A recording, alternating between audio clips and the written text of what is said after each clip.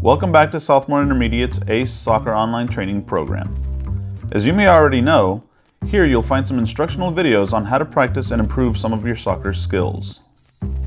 Here are some items you may need for the training. Place markers, a soccer ball, and water.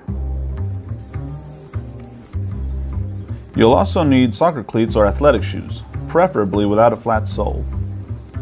And if you don't have training cones, you can always use something else, such as an extra pair of shoes, some old balled up socks, or anything you might find lying around.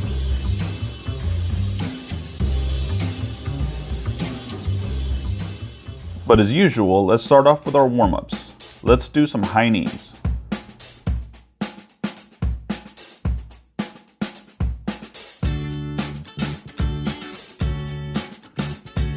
Next, we'll do butt kicks.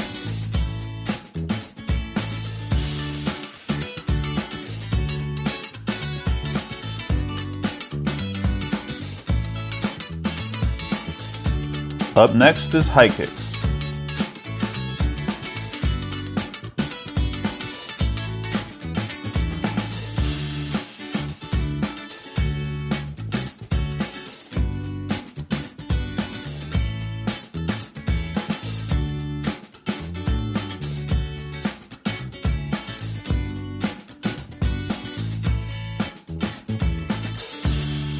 Skipping arm swings.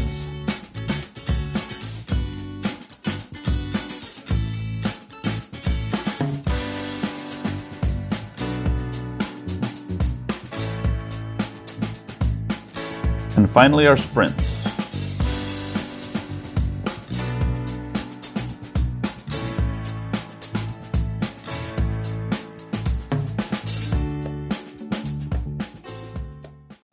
As you begin to play soccer, your skill set will also increase accordingly. I would suggest playing pickup games or scrimmages, preferably with friends or family who are more experienced at playing soccer and who are aware of your current soccer experience level. This may help for two reasons. One, because they're people you know and are probably comfortable with, so you'd be able to ask them for tips or demonstrations as you play. And two, because whether you realize it or not, you learn a lot by playing against someone who is better than you. That is how you gain soccer experience, and it's also something I've always told my soccer players. We've gone over ball control and receiving before, but there are other aspects of these two topics. For example, you can receive the ball with pretty much any part of your body as long as you don't use your arms or hands if you're not the goalie. Today we'll go over receiving an incoming airborne ball with your feet. To control the ball from the air, we'll use the same idea as we talked about when receiving a pass on the ground. If you haven't checked out that video, I'll post a link in the description so you can take a look. When receiving the ball from the air, you'll have to work on your timing to be able to get your foot in the correct positioning for the best ball control. Keep in mind that you'll be able to use different parts of your foot to do this, such as the top or laces,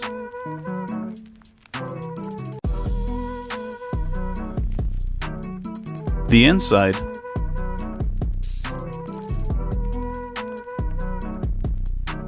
or the outside of your foot. But let's start using the laces to get the feel for controlling the ball. As you prepare to control the incoming ball, you'll have to try to predict where the ball is going to land by observing the direction in which it's falling so that you can place your foot in the path of the ball. Start by throwing the ball into the air above your head to give yourself enough time to observe the ball drop.